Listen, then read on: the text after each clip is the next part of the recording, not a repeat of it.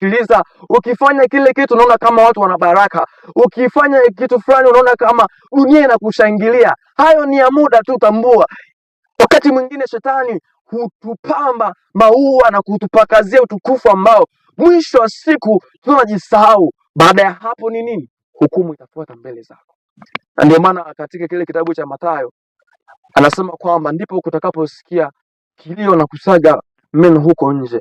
Watu wengine watalia wakimlilia Mungu, Bwana, tulitenda mambo mengi kwa ukubwa na kwa jina lako, tukafanya vitu vingi ambavyo ni vikubwa, ambavyo viliubaliki na kuwashangaza watu. Tuliponya viwete, tukaponya vipofu, tukafanya mambo mengi ambayo ni makubwa. Kwa sababu waliona utukufu ni kama uko juu yao unafanya kazi, wakajisahau, wakajua wako na Mungu, wakaendelea kuishi katika maisha mabaya. Lakini jiulize, neno la Mungu ni very strict, likisema limesema. Amesema kwamba watendao maovu watahukumiwa. Bwana asifiwe. Amemaliza, hatabadilisha. Hajalishi mambo mengi juu yako uliyatenda akafanikiwa, lakini ataishi katika neno lake. Watendao maovu watahukumiwa. Bwana asifiwe sana. Haleluya. Kwa hiyo yatupasa kuishi katika sheria ya Mungu. Yatupasa ili tuweze kuona utukufu wa Mungu ukifanya kazi ndani ya maisha yetu. Lazima tuhakikishe kwamba tuko sawa na Mungu. Tunamtafuta Mungu iwe kwa kulia, iwe kwa namna gani. Tunamtafuta Mungu, tuhakikishe kwamba Mungu yuko katikati yetu. Bwana Yesu asifiwe sana. Viko vitu ambavyo vinaonekana katikati ya macho ni vizuri, lakini lazima uviache. Yesu asifiwe sana.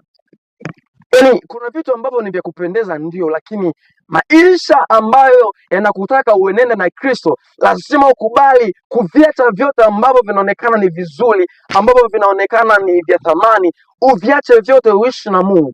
Bwana Yesu asifiwe sana. Dunia inapita na mambo yake yanapita. Anaheri yeye mtu amchaye Mungu, kwa maana mwisho wa siku atapata baraka kutoka kwa Mungu, atapata ile power ya Mungu, atapata kustarehe pamoja na Mungu, atapata kuona utukufu wa Mungu, ambao utukufu ule yani ni utukufu wa ajabu unaomfanya mwanadamu ajiishi fahari, unaomfanya mwanadamu ajione naye ni sehemu ya Mungu, unaomfanya mwanadamu kuishi pamoja na Kristo, ambao hataona njaa tena, hataona kiu tena, atatamani aketi pamoja na Mungu tu, kwa sababu ni utukufu wa ajabu. Bwana Yesu asifiwe sana. Ndio maana Daudi anatamani kuishi katika haki, maana anasema mwisho wa siku atamkaribisha katika utukufu wake.